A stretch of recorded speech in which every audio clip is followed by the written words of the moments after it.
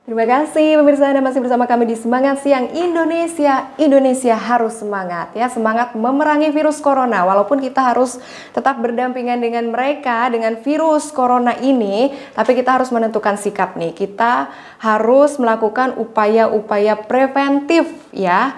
Jangka pendeknya protokol kesehatan dan jangka panjangnya adalah yang sedang ramai diperbincangkan saat ini adalah uji klinis vaksin corona yang dibuat oleh Cina. Cina menggandeng perusahaan farmasi di Indonesia dan sekarang sedang dilakukan uji klinisnya. Nah, seberapa ampuh sih vaksin ini? Kita tanya langsung yuk sama ahlinya. Kita sudah terhubung bersama Pak Yusuf dari Pusris Universitas Pajajaran. Halo, Assalamualaikum Pak Yusuf. Ya, waalaikumsalam warahmatullahi wabarakatuh. Apa kabar Pak? Alhamdulillah baik. Alhamdulillah. Ini sebelum lebih jauh nih membahas tentang vaksin, Pak Yusuf, mohon dijelaskan dong buat pemirsa nih, vaksin itu apa sih? Ya, jadi vaksin secara umum, vaksin itu adalah suatu senyawa atau suatu zat ya, suatu benda yang dia itu dibuat atau dikembangkan untuk menyerupai kuman atau katakanlah kalau corona itu ya virus virus yang sebenarnya gitu. Jadi dengan tujuan adalah ketika vaksin ini dimasukkan ke dalam tubuh, tubuh itu akan membentuk respon imun yang ujung-ujungnya nanti bisa membentuk kekebalan ya, berupa terbentuknya antibodi dan munculnya memori atau ingatan terhadap bentuk dari si virus tersebut.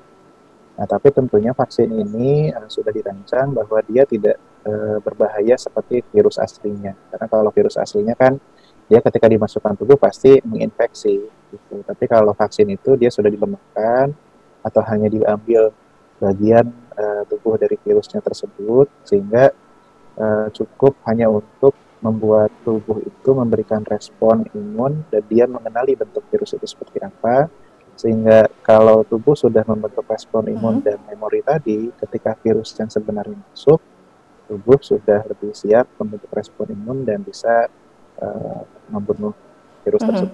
Itu katanya ada efek sampingnya, betul nggak Pak Yusuf? Atau seberapa bahaya sih efek sampingnya? Ya, kalau kita berbicaranya vaksin modern sekarang, sebetulnya kan vaksin modern sekarang itu tidak serta-merta diberikan begitu saja kepada pasien. Jadi ada proses pengembangan yang sifatnya cukup panjang ya. Jadi setelah diformulasi di laboratorium, dipastikan bahwa dia memiliki sifat-sifat yang baik sebagai vaksin, kemudian dia sudah dipastikan tidak bersifat racun, maka sebelum dicobakan di trial atau dicobakan manusia, itu diuji cobakan dulu kepada hewan uji ya. Dan tentunya uji coba ke hewan uji juga sudah memenuhi kaidah-kaidah, sudah dipastikan keamanannya, dipastikan bahwa dia memang mewakili sifat dari kuman asalnya atau imunogenisitasnya baik ya. Jadi ketika pada akhirnya virus ini lolos uji di hewan dan siap diberikan ke manusia, sudah melalui uji-uji yang terus panjang sekali sehingga bisa ditingkatkan apa istilahnya keyakinannya bahwa vaksin tersebut aman.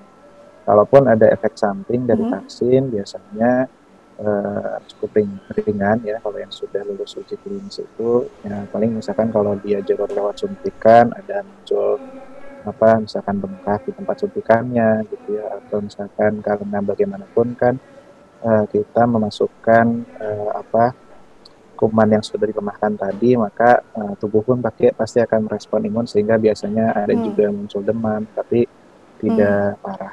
Cara kerja vaksin itu kan meniru reaksi tubuh ketika ada agen penyakit masuk begitu. Ada kemungkinan nggak ketika kita sudah vaksin itu nanti tetap terjangkit penyakit tersebut? Kalau kita berbicara apakah nanti mungkin vaksinnya menjadi tidak mempan lagi gitu ya, itu bisa saja terjadi demikian.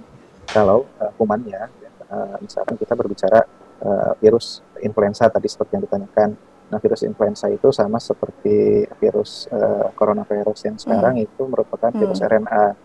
Biasanya kalau virus RNA ini rentan bermutasi. Nah, mutasi pada gen, jadi kalau bisa dibilang gen ini adalah cetakan dari bentuk virus atau mukanya virus. Gitu. Jadi contoh misalkan kita anggap virus ini adalah seorang maling gitu ya, dia masuk ke rumah. Rumah itu adalah tubuh kita. Yang pertama, misalkan si maling ini mukanya eh, ya mukanya Mhm. A gitu ya. Maka yang punya rumah, misalkan dia memergoki, mengenali, oh ternyata ini adalah maling gitu. Nah, mutasi genetik tadi di genome itu adalah cetakan bagi si muka atau bentuk muka dari Hmm. maling tersebut gitu. Jadi ketika misalkan gennya termutasi, ya maka nanti bentuk mukanya menjadi berbeda. Nah, ketika dia masuk yang kedua, misalkan tadinya kita sudah siap nih kalau muncul orang yang mukanya Mhm. seperti ini, kita akan siap-siap Hmm. melawan gitu. Nah, tapi ternyata tiba-tiba ada orang yang berikutnya mukanya sudah berubah. Nah, kita kan perlu memproses dulu. Kita berpikir orang ini mau apa masuk ke dalam gitu ya, seperti itu. Nah, virus juga seperti itu. Eh, Dia tidak stabil dan mutasinya bisa terjadi secara acak sehingga kadang untuk beberapa penyakit, contohnya Hmm. saja influenza, kalau di Amerika sana itu setiap tahun vaksinnya perlu Oke. direformulasi karena misalkan tahun berikutnya virusnya itu sudah berubah bentuk sehingga imunitas yang dibentuk dari vaksin tahun lalu itu sudah tidak efektif lagi. Jadi perlu direformulasi lagi gitu. Sehingga salah satu tantangan bagi para Hmm. peneliti adalah kita bisa menemukan fragmen atau bentuk muka yang meskipun secara keseluruhan gen yang menyebabkan mukanya berubah itu selalu ada, tapi kita ingin mencari bagian yang conserve ya. Misalkan kita malah Ya. bagian hidung. Misalkan yang berubah bagian muka itu misalkan mulutnya Hmm. berubah, matanya berubah, tapi hidungnya tidak pernah berubah misalkan. Hmm. Nah, kalau kita bisa mengembangkan vaksin yang bisa mengenali bagian hidung yang tidak pernah Mhm. berubah itu, maka meskipun virusnya senantiasa bermutasi, ya nanti respon imun yang dibentuk oleh vaksin yang generasi baru tadi, gitu ya, itu akan memberikan eh, perlindungan yang lebih luas, gitu, seperti Oke, itu. berarti ada kemungkinan untuk mutasi atau berubah bentuk begitu ya. Nah, ngomong-ngomong soal mutasi, apa yang menyebabkan virus itu bisa bermutasi? Ya, kalau penyebab virus berubah bentuk itu tadi karena terjadi mutasi ya, terutama kalau virusnya adalah Hmm. virus RNA. Jadi virus itu ada virus DNA, ada virus RNA. Nah, kalau yang DNA dia relatif lebih stabil karena ketika dia menginfeksi inang itu ada fungsi perbaikan ketika dia bereplikasi. Tapi kalau RNA tidak, dan juga secara strukturnya juga dia lebih rentan untuk berubah. Nah, dalam virus mungkin ada istilah yang disebut, ada yang namanya Hmm. antigenic shift, ada yang namanya Mhm. antigenic drift. Jadi virus itu senantiasa berevolusi ya, dan karena kan virus merupakan bagian juga dari Hmm. kehidupan kita gitu. Jadi contohnya saja yang selama ini kita kenal, misalkan tadi Hmm. influenza. Influenza itu ada antigenic drift, artinya misalkan dia tadinya Mhm. strain A atau jenis A, kemudian seiring waktu, misalnya dia bermutasi, dia menjadi jenis yang B gitu. Atau sekarang COVID kan sudah dibagi ada A, B, C gitu ya. Nah itu namanya antigenic Hmm. drift. Yang kedua adalah antigenic shift. Ini adalah proses ketika misalkan kebanyakan di penyakit zoonosis atau penyakit yang atau virus yang tadinya di hewan itu bisa Hmm. menyebar ke manusia. Contohnya kalau di influenza itu tadinya adalah virus yang hanya menginfeksi di Mhm. ayam, gitu ya, atau virus flu burung. Kemudian dia bergabung dengan virus manusia di dalam suatu host yang dia itu bisa menampung kedua jenis Hmm. virus ini. Atau dulu kita pernah kenal namanya swine flu atau flu Mhm. babi. Nah, jadi di dalam tubuh babi itu virus flu burung dengan virus manusia ini bisa bergabung fragmennya sehingga dia muncullah suatu virus baru yang misalkan dia bisa menginfeksi manusia tapi dia lebih berbahaya daripada virus sebelumnya. Jadi itu kenapa virus itu senantiasa berubah. Oke, kita bicarakan metode pemberiannya nih. Ada metode apa saja sih untuk pemberian vaksin ini, dan untuk COVID-19 ini mana yang lebih sesuai pemberian metode pemberiannya begitu? Ya, kalau pemberian vaksin kan yang secara umum memang ada yang Hmm. disuntikan gitu ya.